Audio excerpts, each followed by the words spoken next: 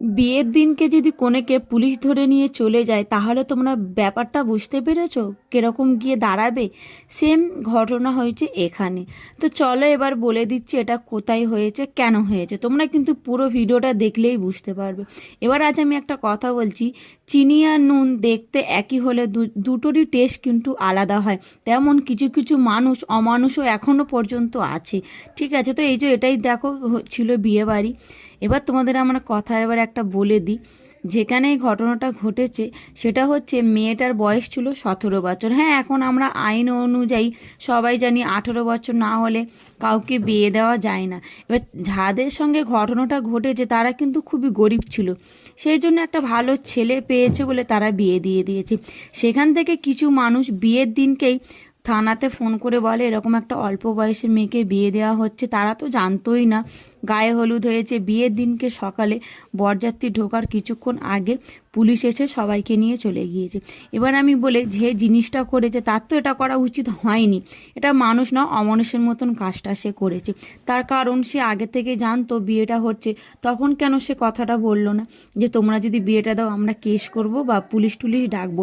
বিয়ের দিনকে যদি ঘটনাটা ঘটে তোমরা তাহলে আশা করি বুঝতেই পেরেছো জিনিসটা কেমন ঘটেছে। এবার আমি আরও একটা এখানে কথা বলবো, এখন 17 বছরটা খুব ছোট বয়স এরকম কোনো ব্যাপার না আমার কাছে। কেন আমাদের কলকাতাতে, বিশেষ করে আমাদের এখানে 17 না 14-15 বছরের বয়সে প্রচুর মেয়ের বিয়ে হয়েছে। দেখো সবার আর্থিক ক্ষমতা কিন্তু এক থাকে না। যা এখন আমরা দেখেছি 19, 20, 21 বছর, 22 বছর বয়সে বিয়ে হয়। তবে আগেকার লোকেরাও কিন্তু খুব ছোট বয়সেরই বিয়ে করে নিত।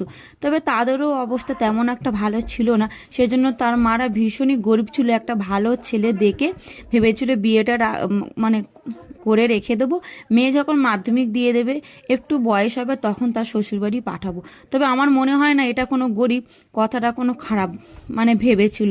আর যে জিনিসটা করেছে আমার কাছে সে একটা অমানুষের মতন এখনও বলবো কাজ করেছে। আর আমার এই কথাতে তোমরা কি একই সহমত? আমি যদি কথাটা কোনো ভুল বলে থাকি সেটাও কিন্তু তোমরা আমাকে কমেন্ট করে জানাবে। তো যাই হোক, পুরো ভিডিওটা দেখে হয়তো আশা করি তোমরা বুঝতে পেরেছো। আর আমার এই কথার মধ্যে যদি কোনো খারাপ থাকে সেটাও কিন্তু তোমরা আমাকে অবশ্যই কমেন্টে জানাতে পারবে। তো আশা করি পুরো ভিডিওটা তোমরা দেখলে সবই কিছু বুঝতে পেরেছো। তবে আমার কাছে ঘটনাটা একদমই ভালো লাগেনি। সত্যি কথা বলতে এই ঘটনাতে আমার একদম একই সহমত ছিল না। আমার তো শুনে খুবই কষ্ট লেগেছে, খুবই খারাপ লেগেছে। আর এই যে গ্রামের পরিবেশটা দেখেছো, এখানে সবাই কিন্তু রোজ খেটে রোজ খায়, এখানে আমাদের কলকাতার মতো না। ঠিক আছে, তো সেই জন্য যারা জিনিসটা এরকম করছো আমি বলবো কখনোই করবো না।